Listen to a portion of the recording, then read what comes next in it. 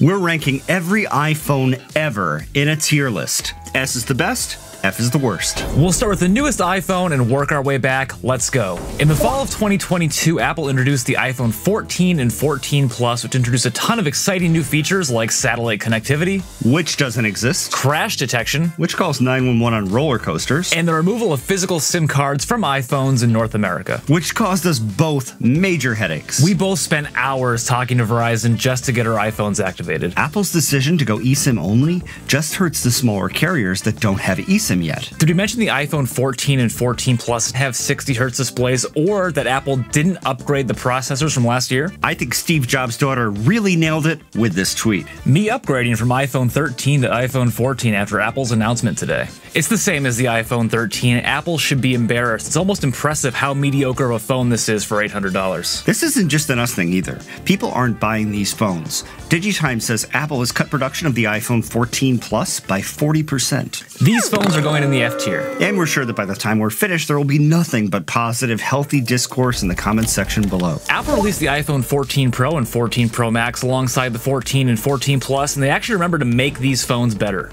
Apparently not something you could take for granted. They have the same great new features of the iPhone 14, plus one that's actually pretty cool: Dynamic Island. This is the iPhone I have now, and to be honest, I'm a little bit disappointed, primarily because the battery life is so mediocre. I was disappointed they didn't include 8K video recording, especially because the 48 megapixel camera sensor should be able to handle it. The 14 Pro and 14 Pro Max are going in the C tier. They're good, not great. It's a middle of the road upgrade. Next up, the iPhone SE3. Rewinding 6 months, Apple released the iPhone SE3 in March 2022. It was the first SE with 5G and the A15 chip, which originally launched with the iPhone 13. Those are the pros. What are the cons? It doesn't have ceramic shield. Instead, Apple says it has strengthened glass. The SE has always been the small iPhone, but this SE wasn't as small or as light as the iPhone 13 mini, which is a much better phone. Sure, the iPhone SE3 is affordable, but it's hard to say that its $429 price tag is justified when you can get an iPhone XS on eBay for half the price,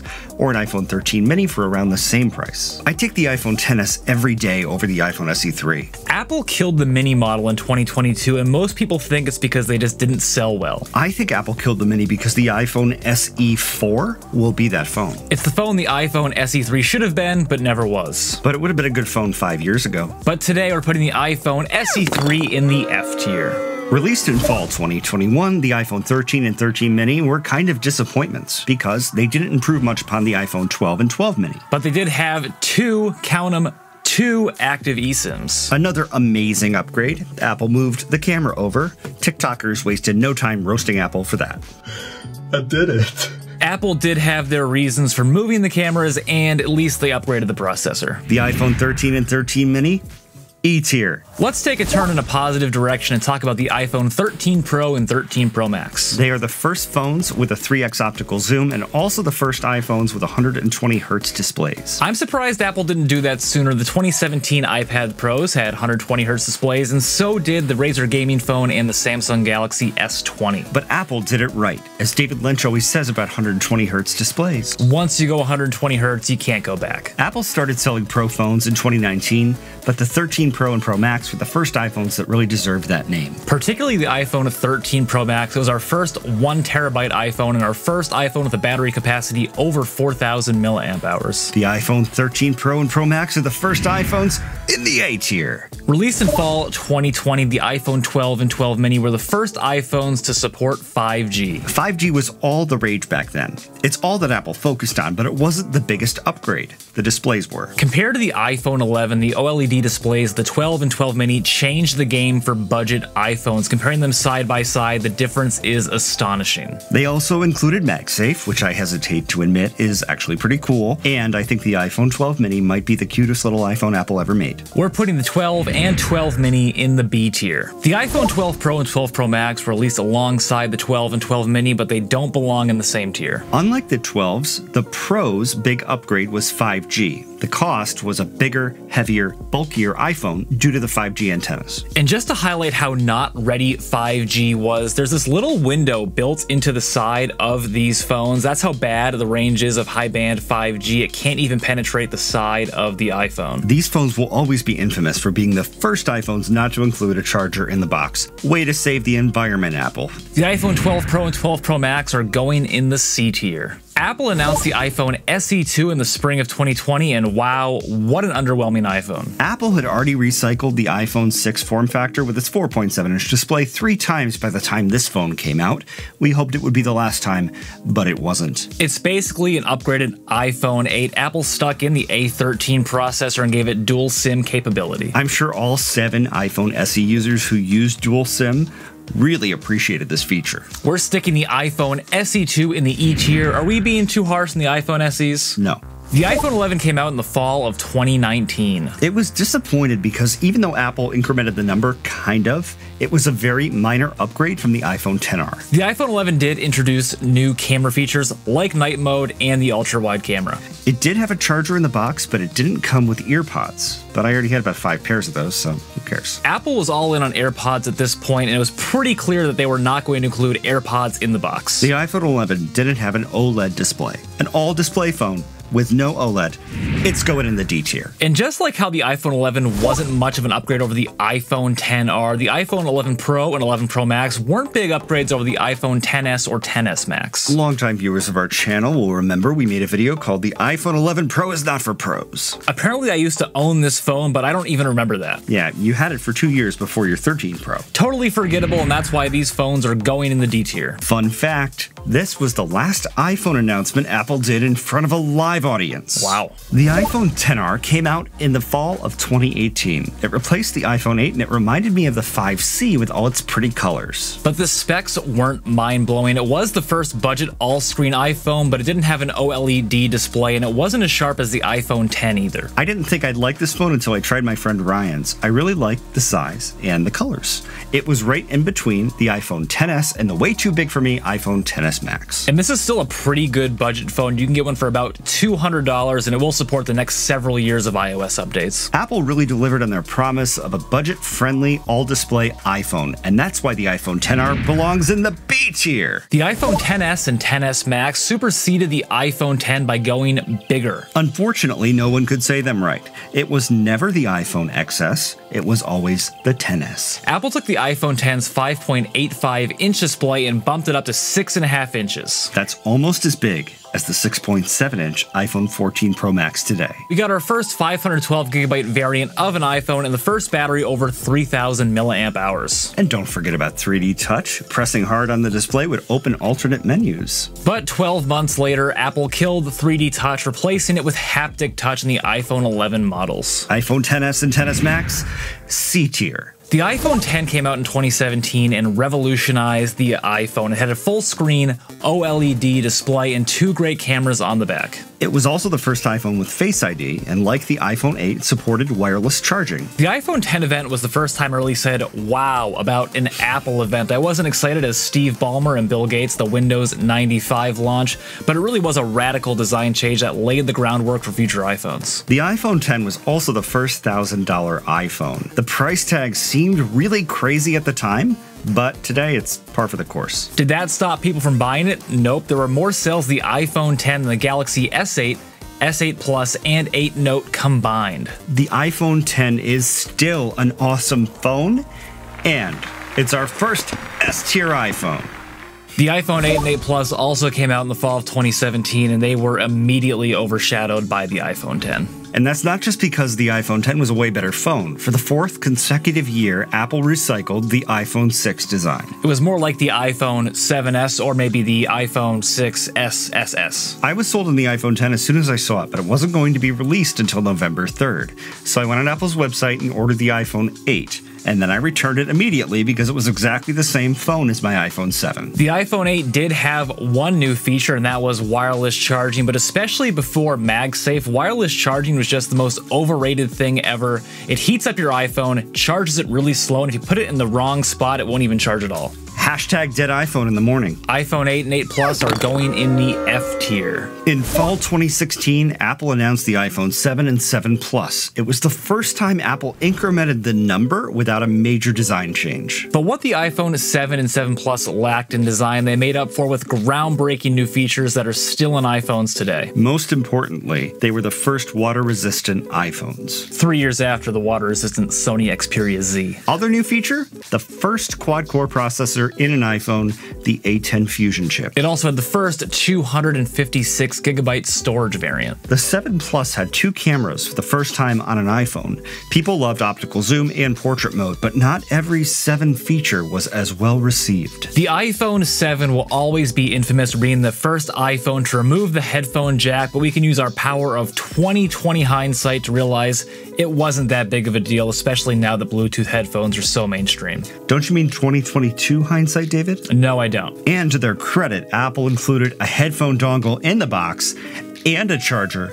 Those were the days. It also had a taptic engine instead of a physical home button, which is kind of weird. When the phone was off, there was just no response. It never felt like a real button. It always felt like I was pressing on a rock.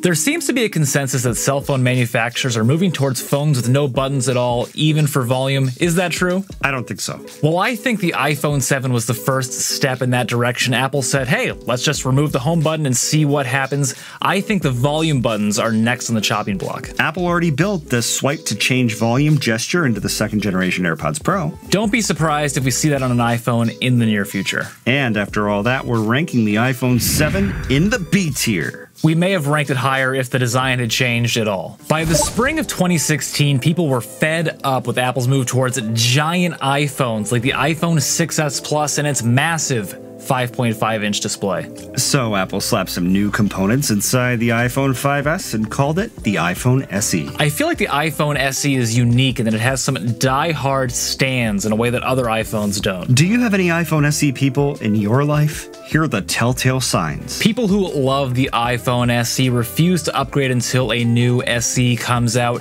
and even if that phone is bad, they insist it's the best. They loved pointing out how much less they paid for their iPhone than you did for yours. They'd put the iPhone SE in the S tier with everything else below it, but we're not in that cult. We are putting the iPhone SE in the C tier. 6 months before the iPhone SE, Apple released the iPhone 6s and 6s Plus. If you bought one at the time, you got a good bang for your buck. The iPhone 6s and 6s Plus launched with iOS 9 and supported updates all the way to iOS 15.7. That is 6 whole versions. They definitely earned the Longevity Award. Speaking of longevity, the iPhone 6s frame was 3 times stronger than the iPhone 6's, hashtag Bengate. The rear camera got bumped up to 12 megapixels, sounds familiar, up from 8 megapixels in the iPhone 6. And the front camera got an even more significant bump from 1.2 to 5 megapixels. What does that S stand for? I think it stands for subscribe to our channel. That's so bad, I don't know who writes this stuff. The iPhone 6s wasn't a huge upgrade, and it belongs in the C tier. The iPhone 6 and 6 Plus came out in the fall of 2014, and they had a ton of upgrades. The iPhone 6 is Apple's best-selling iPhone of all time. And in case you weren't paying attention, Apple is still using this design in 2022. These were the first iPhones to support Apple Pay, which is obviously huge now. They had the first lithium polymer battery, and they had a huge battery capacity increase up to almost 3,000 milliamp hours. But the biggest upgrade was the display. This had a massive 4.7-inch display, up from the 4-inch display of the iPhone 5S. It was the first iPhone you could comfortably watch a movie on. And the 6 Plus was the first iPhone with a 1080p Retina HD display. But it wasn't all sunshine and rainbows. Some of these phones did bend pretty easily under pressure. You're sitting in a chair, your phone rings, you stand up to take the call, and your phone is bent. That's what happened to a lot of iPhone 6 users. We're putting the iPhone 6 and 6 Plus in the A tier. They might have been S tier, if not for hashtag Bengate. Apple released the iPhone 5C in the fall of 2013. It was basically the iPhone 5, but it came in fun candy colors. But it felt plasticky and cheap. Probably because it was made of cheap plastic. Welcome back, Captain Obvious. Yes, I am! Interestingly enough, Apple never made another plastic iPhone. And we're glad they didn't, because the iPhone 5C is going in the E tier. Apple announced the iPhone 5S in the fall of 2013, and it quickly became clear this was not going to be a big feature year, with one major exception: Touch ID. The iPhone 5S wasn't the first phone with a fingerprint scanner, but it made biometric authentication mainstream. Touch ID was a big deal. That's why the iPhone 5S belongs in the B tier. The iPhone 5 came out in the fall of 2012. This was the first iPhone developed completely under Tim Cook's leadership, and it came with a lot of features we really take for granted today. The most important one was the introduction of 4G LTE. Sure, you could surf the web with 3G, but 4G made it faster, zippy, fun. It was the first iPhone with the redesigned Lightning connector. I really don't miss those 30-pin dock connectors. Me neither. It also had a larger 4-inch display. That sounds small now, but it was a big upgrade from the iPhone 4S. We're putting the iPhone 5 in the A tier. Well done, Tim. A year before the iPhone 5, Apple released the iPhone 4S. The iPhone 4S announcement was more about software than hardware, but the software upgrades were huge. The 4S introduced Siri, iCloud, and iMessage. I never understood why Apple never brought Siri to the iPhone 4. I remember I jailbroke my iPhone 4 just so I could try out Siri, and it worked fine. Apple just needed a selling point for the 4S. You'd think that in the 11 years since Apple introduced Siri, they would have really made some big improvements to it, but Siri is still just really bad. And there were a couple other improvements, like a 64GB variant and the first dual-core chip in an iPhone with the A5. More importantly, it had the first 8-megapixel rear camera capable of recording 1080p video. HD video, iMessage, iCloud, Siri, iPhone 4S, going in the B tier. Apple released the iPhone 4 in the summer of 2010, and it remains one of the best iPhones of all time. The iPhone 4 didn't just change phones, it changed computers forever. I remember the iPhone 4's Retina display. When I looked at it, it was sharper than anything I had ever seen before. It supported faster internet than the 3GS, and it worked on carriers other than AT&T. And it was faster too because it was the first time Apple built an A-series processor for the iPhone, with a little help from Samsung. This was the first iPhone with that front-facing camera, and it upgraded the rear camera from 3 megapixels to 5 megapixels. It was the first iPhone with an all-glass front and back, and it had that beautiful aluminum ring around the outside. Really a beautiful design. The iPhone 4 was my first iPhone, and I loved it. Unfortunately, it died on my very first day of being a lifeguard. I dropped it right in the pool. It was my first iPhone too. I was working at the Apple Store selling iPhones, but I couldn't afford one myself, so I went to a secondhand store and bought one. The iPhone 4 is our second S-tier iPhone. In the summer of 2009, Apple released the iPhone 3GS. That S stands for speed, which was appropriate because it was twice as fast as the iPhone 3G. You didn't realize how slow the first two iPhones were until you used the 3GS. It kind of ruined the first two for me. The 3GS was the first iPhone with 32 gigabytes of storage space, and it was the first iPhone to support video recording in the camera app. Moving pictures, see? And tap to focus. Performance-wise, it was a big upgrade over the iPhone 3G. Design-wise, not so much. We're putting the 3GS in the B tier. A year after the original iPhone, Apple came back with the iPhone 3G. The 3G was sleeker than the original iPhone, but it was made entirely of plastic. Not exactly a timeless design. The biggest upgrade is right in the name. It supported 3G. 3G was a huge upgrade over the original iPhone's Edge network. You could surf the web with the original iPhone, but 3G let you do something we take for granted today: stream video. Not a huge upgrade, but 3G mattered. We're putting the iPhone 3G in the C tier. Apple released the original iPhone in the summer of 2007. By today's standards, the specs don't sound very impressive. Up to 16 gigabytes of storage, 128 megabytes of RAM, a 1400 milliamp hour battery, and a 3.5-inch display. But this iPhone disrupted the smartphone market forever. A lot of people were totally wrong about this phone. In an article titled "Why the iPhone Will Fail," Advertising Age said the iPhone will be a major disappointment. The Street said the iPhone isn't the future. It isn't a revolutionary mobile device ushering in a new era. And TechCrunch wrote an article titled "We Predict the iPhone Will Bomb." Isn't it great to have the benefit of hindsight? The original iPhone is an S-tier phone, not because of its specs, but because it redefined the role a phone plays in our daily lives. It changed the world. And you know what else is S tier? Our channel members. Their names are appearing on the screen now. Click the join button below this video, get member shoutouts, access to our members only Discord, early access to some videos, and much more. But iPhone isn't the only game in town. Check out our head-to-head comparison of the iPhone 14 Pro and Google Pixel 7 Pro. You will be amazed by the results of our camera test.